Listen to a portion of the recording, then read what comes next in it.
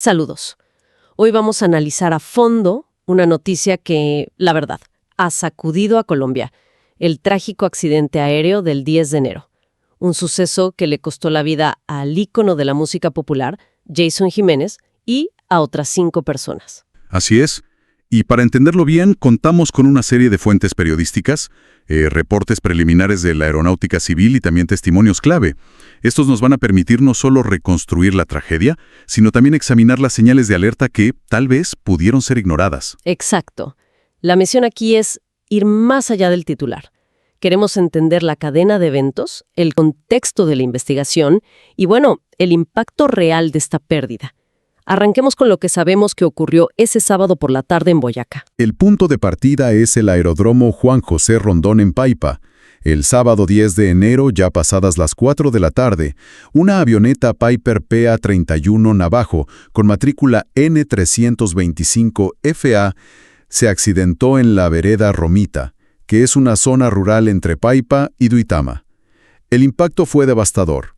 Las fuentes describen que la aeronave se incendió casi por completo. Y a bordo viajaban 6 personas. Estaba Jason Jiménez, de 34 años, en la cima de su carrera. Lo acompañaban su manager, Jefferson Osorio, su asistente personal, Oscar Marín, y otros 2 miembros de su equipo, Juan Manuel Rodríguez y Weisman Mora. Y al mando de la aeronave estaba el capitán Hernando Torres. El plan de vuelo era crucial en su agenda. Claro, venían de una gira. Exacto.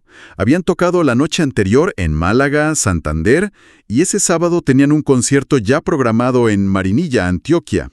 El vuelo a Medellín era solo la primera etapa. Fíjate en la exigencia del itinerario. Es una constante en la vida de estos artistas. Y es justo ahí, en el primer momento, en el despegue, donde surgen las primeras contradicciones. Inicialmente, la propia ministra de Transporte llegó a declarar que la avioneta nunca despegó, que simplemente siguió de largo por la pista. Pero esa versión fue desmentida casi de inmediato por un testimonio que es clave en todo esto. El de un testigo ocular. Sí. El de Maximiliano Panqueva, el administrador de una finca que está justo al lado del aeródromo. Su relato a Noticias Caracol es crudo y de primera mano. Él asegura que sí vio la avioneta elevarse, pero que casi de inmediato escuchó un sonido muy anómalo, como si uno de los motores fallara. O sea que, para este testigo, el problema no fue en tierra, para nada. Fue en el aire. Exactamente.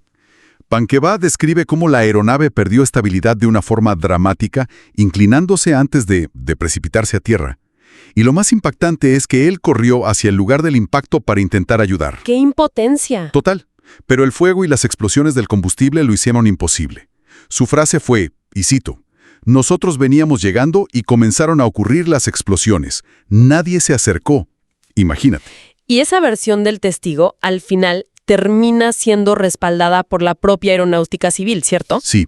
El coronel Álvaro Bello, su director técnico de investigación, confirmó que la aeronave sí despegó. Y aquí es donde la cosa se pone realmente interesante. Porque no fue un simple fallo al ascender. No. No para nada. Según el informe preliminar, la avioneta estuvo en el aire entre 3 y 5 minutos. Alcanzó a avanzar cerca de 1 milla desde la cabecera de la pista. Y lo más revelador es que antes de la colisión realizó lo que los técnicos llaman un viraje. ¿Un viraje? O sea, ¿un giro brusco? Un giro muy brusco y repentino. ¿Y qué nos dice ese viraje? ¿Podría ser un intento del piloto por regresar al aeropuerto? Es la hipótesis más probable, sí. Un giro tan pronunciado con un aparente fallo de motor a tan baja altura es una maniobra de altísimo riesgo. Sugiere que el piloto era consciente de una emergencia crítica y estaba intentando desesperadamente volver a la pista, pero algo salió terriblemente mal en ese intento. O sea que ese viraje es probablemente el momento clave de la tragedia. Sin duda. Y para entender por qué ocurrió, pues tenemos que mirar la aeronave misma. Pasemos a la investigación entonces. El primer dato que salta a la vista en todos los reportes es la edad del avión. Un Piper Navajo de 1982. Estamos hablando de una aeronave con más de 40 años. Y eso, por sí solo, no es necesariamente un problema.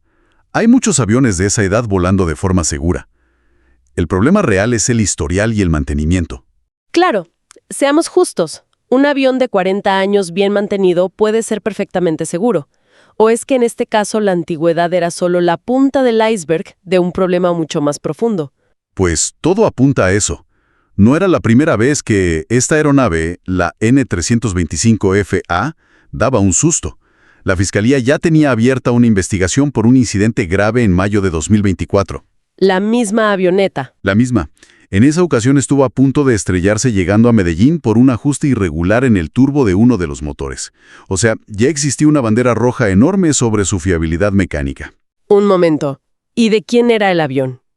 Porque entiendo que no era un charter cualquiera. Y ese es un punto crucial que las fuentes destacan. La aeronave era propiedad de GM Company, una empresa del propio Jason Jiménez. Ok. Aquí tenemos que detenernos. Que la empresa del artista sea la dueña del avión, ¿eso no introduce un posible conflicto de interés en cuanto a la seguridad? O sea, uno podría pensar que los pilotos se sienten más presionados para volar en condiciones que una aerolínea comercial, con protocolos mucho más estrictos, simplemente no aceptaría. Es una pregunta fundamental en esta investigación. No estamos afirmando que así fuera, pero sí que crea una dinámica diferente. La presión por cumplir con un concierto, por no defraudar a miles de fanáticos, por no perder el dinero invertido, todo eso puede generar un ambiente donde se tomen más riesgos, ¿no? Claro. Se reportan las fallas con el mismo rigor. Se invierte lo necesario en mantenimiento preventivo cuando el dueño es el mismo que necesita llegar a su próximo show. Son las preguntas que ahora mismo se están haciendo los investigadores. Y la evidencia que ha surgido de videos grabados dentro de la cabina, antes del despegue, es simplemente escalofriante. Lo es. Un especialista en aviación analizó para Infobae unas imágenes que se filtraron y encontró algo determinante. En el panel de instrumentos se ve claramente una alerta crítica encendida que dice Bad PRV. La alerta indica una falla en la sonda de temperatura verdadera del aire. Y este no es un sensor secundario, es vital. Sin una lectura correcta de la temperatura y la densidad del aire, el sistema de vuelo no puede calcular con precisión la potencia necesaria, ni la velocidad de sustentación, ni la altitud real. O sea que es como intentar correr una maratón sin saber si estás a nivel del mar o en la cima del Everest. El esfuerzo y el oxígeno que necesitas son completamente diferentes. Es una analogía perfecta. El experto fue tajante. Con esa falla activa, el manual del avión prohíbe el despegue. Punto. Es volar a ciegas en los parámetros más críticos. Y hay más. Las imágenes también mostraban que las agujas que indican la potencia de los motores estaban en cero justo antes de empezar a rodar por la pista. Un momento. ¿Y lo del celular? Porque hay un video compartido por el propio fotógrafo del artista que muestra al piloto con el teléfono en la mano en la cabina momentos antes. Eso, sumado a las alertas críticas en el panel, pinta una imagen de, no sé, de una desconexión total con la realidad de la situación. Ese video ahora es una pieza clave de la investigación. El uso de dispositivos personales durante fases críticas del vuelo, como el despegue, va en contra de todos los protocolos de seguridad aérea. Sugiere una posible complacencia o una falta de lo que se conoce como disciplina de cabina. Es que si combinas una aeronave con antecedentes, una alerta crítica activa y una posible distracción del piloto, Tienes la receta para un desastre. Es una cadena de errores que parece increíble.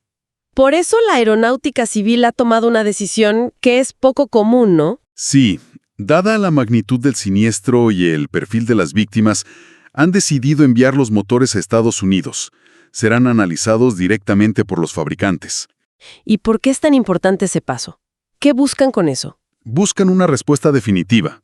En lugar de un análisis local, el fabricante puede desarmar el motor pieza por pieza, hacer análisis metalúrgicos y reconstruir con precisión qué fue lo que falló. Quieren saber si fue una falla mecánica catastrófica e inevitable, o si el motor simplemente no entregó la potencia que se le exigió porque ya venía con problemas y se operó fuera de sus parámetros de seguridad. La respuesta a esa pregunta definirá las responsabilidades finales, claro. Exactamente. Y mientras los técnicos buscan respuestas en los restos del avión, el resto del país buscaba cómo procesar la pérdida. Porque no estamos hablando de un artista de nicho, ¿verdad? Para nada. Jason Jiménez era un fenómeno. Nacido en Manzanares, Caldas, su historia era la del hombre hecho a sí mismo, ¿no? Las fuentes recuerdan sus inicios, trabajando en la central de abastos de Bogotá, en Corabastos, cargando bultos para poder pagar sus primeras grabaciones. Y esa historia de superación conectó profundamente con millones de colombianos. Totalmente. Y llevó la música popular a otro nivel. El dato que siempre se menciona es que llenó el estadio El Campín en Bogotá.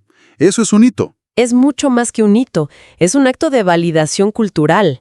Llenar el Campín no es solo vender 40,000 boletos. Ajá. Para la música popular, un género que históricamente fue visto por ciertas élites como algo rural, de cantina, fue un momento de consagración. Sí. Jiménez, con su estilo, lo puso al mismo nivel de las estrellas de rock o los ídolos del pop internacional que suelen presentarse en ese escenario. Demostró que era la música de las masas. Y en medio de todo este luto, ha resurgido un detalle que te deja helada. Algo que el propio Jiménez confesó en una entrevista en televisión hace ya un tiempo. Es quizá la parte más extraña y trágica de toda esta historia.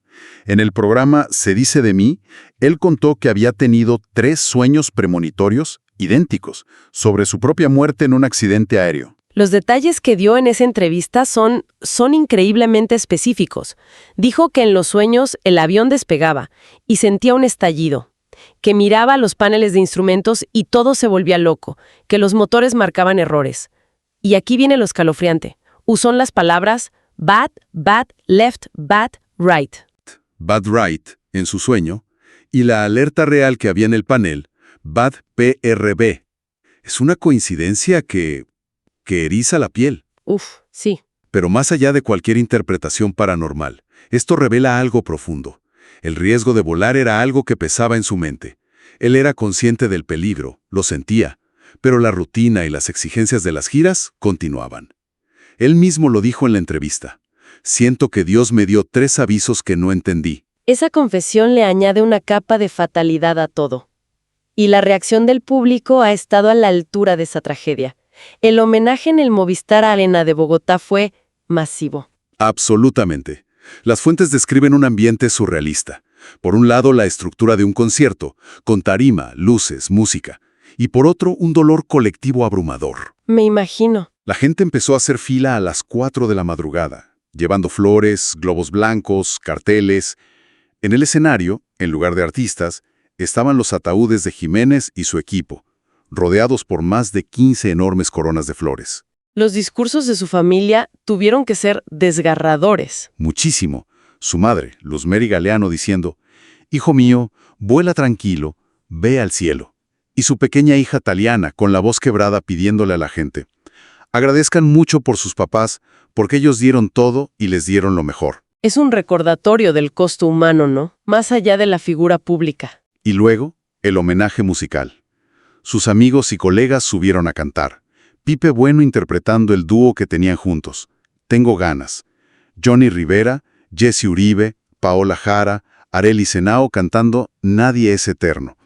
Fue la forma en que el gremio de la música popular despidió a uno de los suyos, usando el mismo lenguaje que los unía, la canción. ¿Qué tenemos? La muerte trágica de un ídolo en la cima de su carrera y una investigación que, hasta ahora, no apunta a un accidente fortuito, sino a una posible y muy dolorosa cadena de errores humanos. Exacto. Tienes una aeronave antigua con un historial de problemas. Tienes una alerta crítica en el panel que, según los expertos, debería haber dejado el avión en tierra. Tienes al piloto, la propiedad del avión que introduce una compleja dinámica de presiones. Sí.